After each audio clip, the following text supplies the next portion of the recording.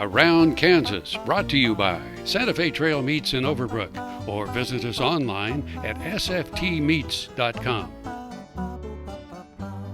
Welcome to Around Kansas. I'm Deb Bisel, and it's very appropriate that we're coming to you from an old schoolhouse today, because this is quite the history lesson.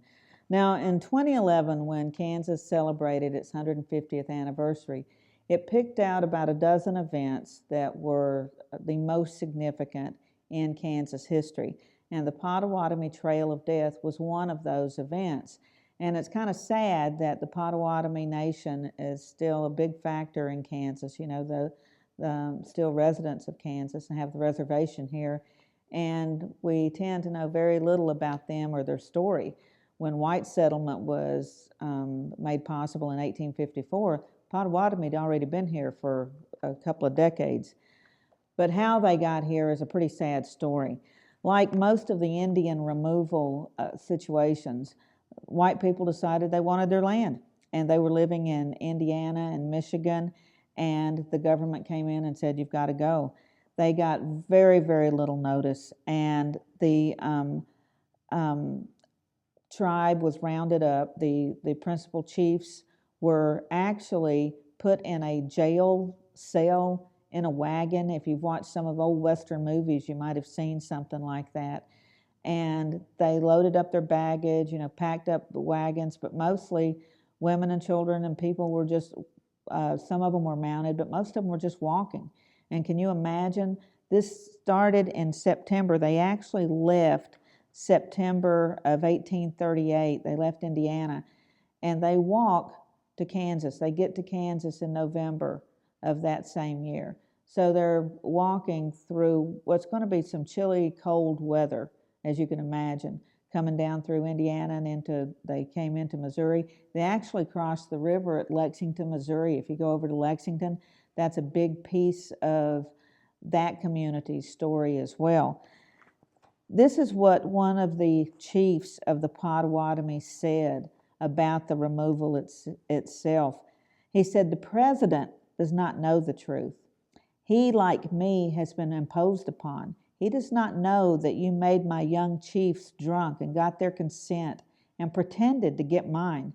He would not drive me from my home, the graves of my tribe and my children who have gone to the Great Spirit, nor allow you to tell me that your braves will take me, tied like a dog."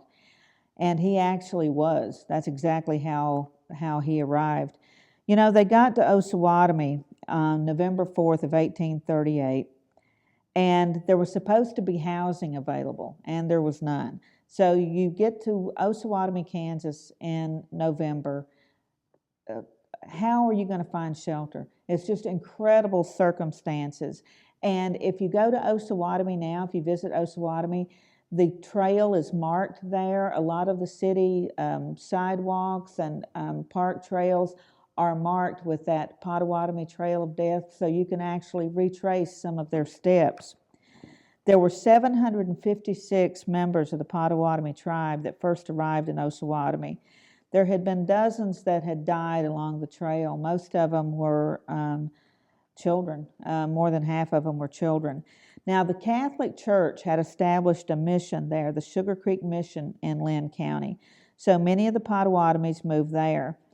And there was an elderly French nun, Sister Rose Philippine Duchesne, and she came in 1841 to teach the Pottawatomie girls at the reservation. She worked at the mission until she became too feeble to serve. The Pottawatomies named her the Pottawatomie word, which I cannot pronounce, but what it meant was woman who prays always. She was later canonized in 1888. Now, in 1848, the mission was moved to Pottawatomie County, and today the St. Philippine Duchesne Memorial Park is located on the site of the former Sugar Creek Mission. 600 Pottawatomies are buried at the site. Now, there are a lot of folks in the Pottawatomie tribe that are making great strides. My friend John Bursaw is one of those, to have more of the history of the Pottawatomie made public. And of course, the here in Shawnee County, we have the Pottawatomie powwow every Labor Day weekend. But there's so much to learn, and there's just so much more to the story. So I urge you at every opportunity to take advantage to find that out. There's an incredible past right here. We'll be right back. Stay with us.